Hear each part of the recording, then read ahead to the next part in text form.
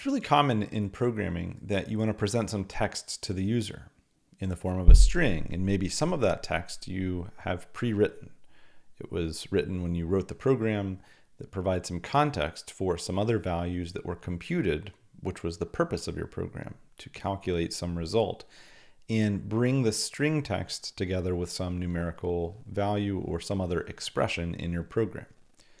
Well, so far we've seen that we can use string literals and concatenation to build up larger strings. But in this video, we're going to take a look at another common way of approaching this, which is formatted string literals.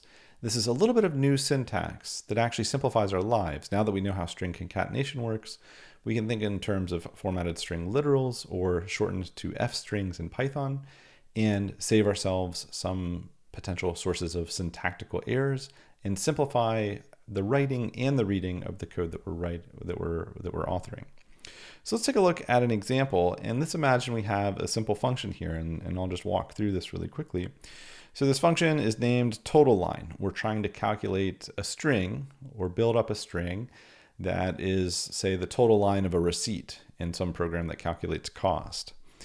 And we have one input parameter, a base parameter type float, and this is a function that returns a string.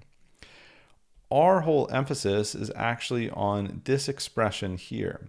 What we're going to learn is that we can rewrite this expression to be a little bit simpler, but let's break down what's going on here.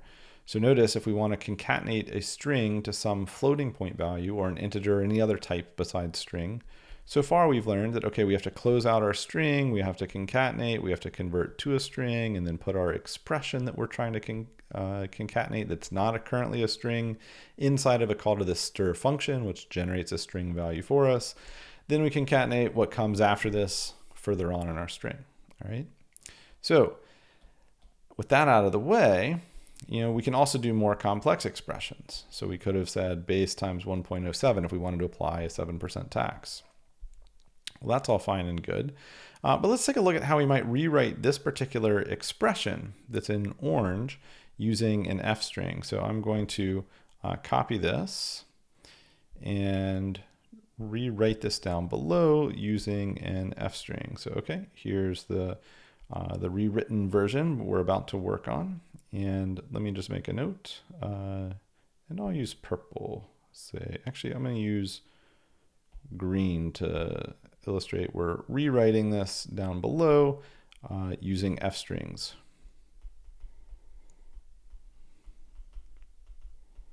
And again, F string is short for formatted string literal. So let's actually start over.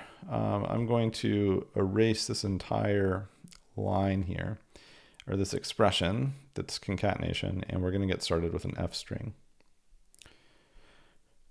So I'm going to begin this string, and I'll use orange text here, and let's try rewriting this. So again, our goal is to rewrite that orange highlighted expression, and to begin an F string, where it gets its name is we start off with the letter F, and this is a little bit funny, but it becomes very natural soon. So this is a format string, and then followed by a quote. So this is just like a string literal that we've worked with in the past. And then we bring in whatever text that we want. So base colon, just like we had above.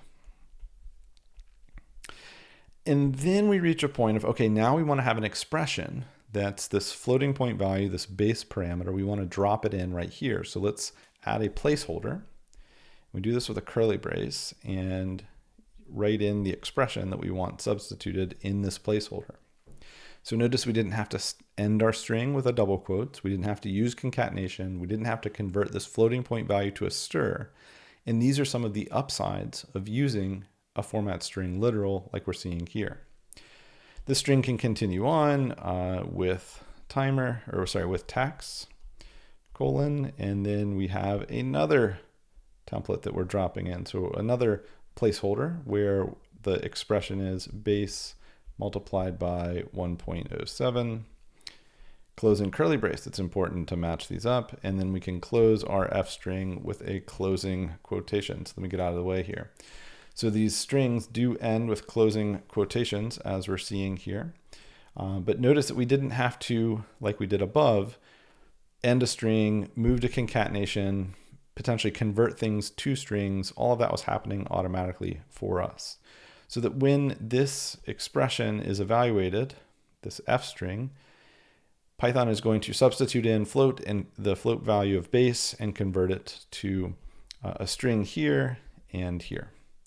So this is the first reason why we might want to use these f strings. Is notice that it's tidier syntax. It's a little bit easier to read, right? We say, okay, within these curly braces, we can just drop some value in, some expression, and as long as that expression can be converted to a string, this will all work. So let's actually jump over to an example of this in VS Code. And I've gone ahead and set up this example, just one sec, which you can see on your screen here. So go ahead and pause the video and we'll come back in just a moment once you've set up this file. So I've created this file in lessons, named it formattedstrings.py, and added this same definition that we started with before. And you can try calling this function definition in your REPL in Trailhead once you've got it added. But pause the video here just to copy this down, and we'll try this again with f strings. All right.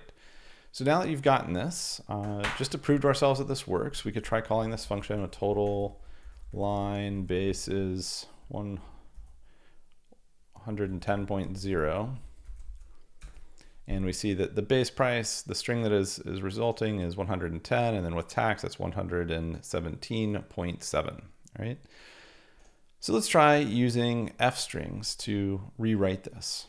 And what I'm going to do is I'm actually going to add a comment here, a hashtag, which is a code comment, meaning this will get ignored by the Python programming language. And that the comment here is going to be example using string concatenation. And I'm going to select all of this text and copy it. So you've got multiple ways of copying text. Once you've selected it, you can right click and go to copy. You can also press Command C on Mac or Control C on Windows, or you can go to your edit menu and copy paste. And I'm going to paste it just below. I pressed Command V, but you could press right click and paste in from the context menu there, or edit paste would work as well. Now, typically you don't want to define the same function twice in the same file. So what I'm next going to do is highlight all of this. And what we're going to say, what we're going to learn is we're going to comment this out, meaning we're going to take some code and say, you know what, ignore that. We're going to keep it sort of in our file here as reference, but it's going to be ignored by Python. And the easiest way to do this is to select the code, and on Windows, press Control and then / or Mac, press Command /. And you'll notice what that does is it puts one of those hashtags in front of each line that was selected. Now, if you were to press that again, Command / or Control / on Windows, you'll see that that goes away. So it's very easy if you want to comment out some code in your program without deleting that code so that maybe you can use it later or you're testing something else out. This is what I recommend. You can also do this, I believe, from, let's see, I'm so used to just pressing Command and / that I'm actually not sure. I actually don't know how you'd get to it from the menu. I would recommend just using Command / or Control / on Windows. I suppose if you pull in your context menu, you can, using your command palette, if you went to view command palette, you could type in comment and it will, there's an option for add line comment if you had some text selected. Nevertheless, we've got that ignored, and now let's add a note for ourselves to say example using formatted string literals, f strings, right? And I'm going to encourage you to pause the video here and try rewriting this expression in our return statement to use an f string instead of string concatenation. All right, so this follows exactly what we were doing before. I'm going to put in an F and quotes, and notice that Python and VS Code, our editor, automatically adds the surrounding double quote. and base colon, and here's where we're going to use the curly brace. So curly brace and then base with tax colon, and then we're going to do base times 1.07, right? And so notice how much easier this line of code is to read than all of this extra work that we had to do to concatenate a floating point by converting it to a string above. So hopefully you can already see an example of this being a little bit tidier, a little bit easier to read, fewer places for us to make syntax errors. And we have the full power of expressions. We can write any expression we want. This could be a function call expression. This could be some arithmetic as we're seeing here. It could be an access to one of our parameters and so on. All right, so let's try running this, and I'm going to get out of the way here. So let me get out of the way, desktop, and total line base is 110.0, and we see, okay, base 110.0 with tax 110.7.